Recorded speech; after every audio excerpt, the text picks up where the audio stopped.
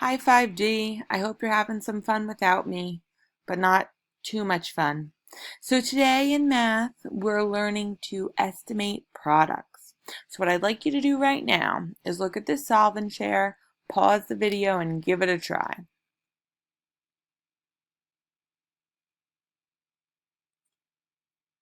Okay, so a school club wants to buy shirts for each of its 38 members. Each shirt costs $23. About how much money will all the shirts cost?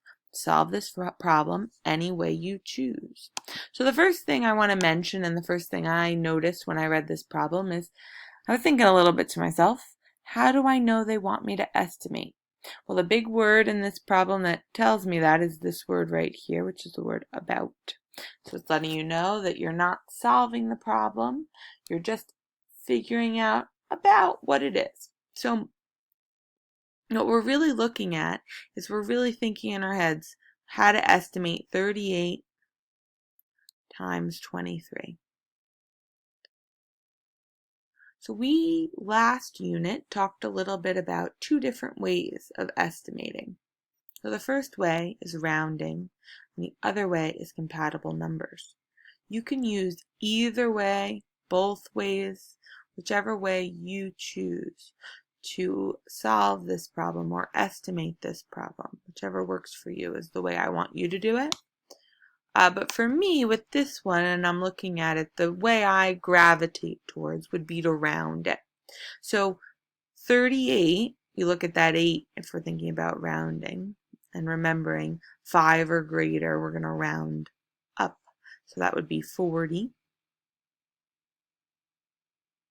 And now I'm looking at this 23, and I'm looking at that 3, and I'm thinking 4 or less. We're going to round down. So 40 times 20. We talked a little bit about multiplying when we have a lot of zeros in the problem. But so today I'm looking at this 4 and I'm multiplying it by this 2 first. So 4 times 2 is 8. And then I have two zeros. My first zero, my second zero. So that would be 800. So that would be estimating this problem using rounding. Now another way to estimate is using compatible numbers. Sometimes figuring out compatible numbers can be a little bit discouraging or tricky. But the only thing I can think about when I'm looking at this problem and I'm thinking a little bit about how I rounded it is that this number easily goes to 40.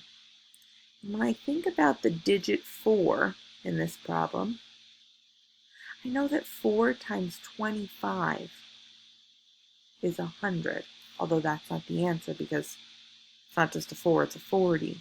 I know that those numbers are compatible. So I would do 40 times 25 using compatible numbers. So then 40 times 25, 4 times 25 is my 100. But I'm not done. You can't forget this 0 right here. So we're adding another 0 to our answer. And my answer would be 1,000. 40 times 25 is 1,000. I prefer using rounding, but if you see this problem and can use compatible numbers, that's wonderful as well. Okay, so let's give this problem a try now. We have 525 times 31, and again, we're estimating our product. So to me, I'd like to round. So I'm looking at this number and I'm thinking that's close to 500. And I'm looking at this number and I think it's close to 30. 31's pretty close to 30. So see if you can pause the video and solve this on your own.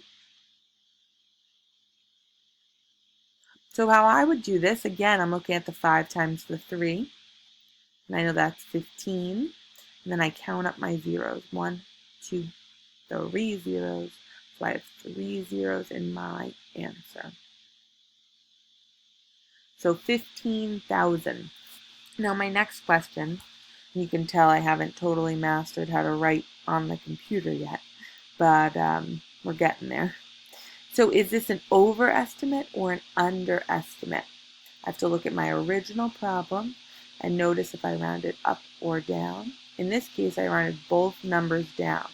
So this would be an underestimate.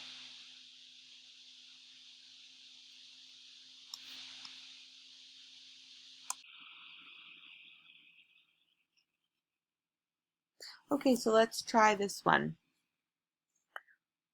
So first, I'm going to think about, do I want to use rounding or compatible numbers? I'm going to round here. So we have 400 times 50. Now I'm looking at this 5 and this 4, multiply those together and I have 20. And then I need to add 1, 2, 3 additional zeros. The one thing that's a little bit tricky, and just to note, is that in this problem there are 4 zeros in the answer or the product, while in the problem itself there's only 3. And you might ask yourself, why is that? And hopefully you realize that 4 times 5 is 20, so that adds an additional 0 to your product. And then you just take the 3 zeros in the problem and add those to your product as well. So my estimate here would be 20,000. So today, what I would like you to work on is first do that Google form. And in the Google form, you'll do a couple of the guided practice questions. I believe it's 2, 3, and 4. It also asks you to say if it's an underestimate or an overestimate, so please do that. And you'll notice that these problems, you're either rounding down with both numbers or you're rounding up with both numbers. Then you're going to work on your independent practice. The problems will be on the board. You'll check it on the rug. And then you will also do some of the additional math activities after you finish all that.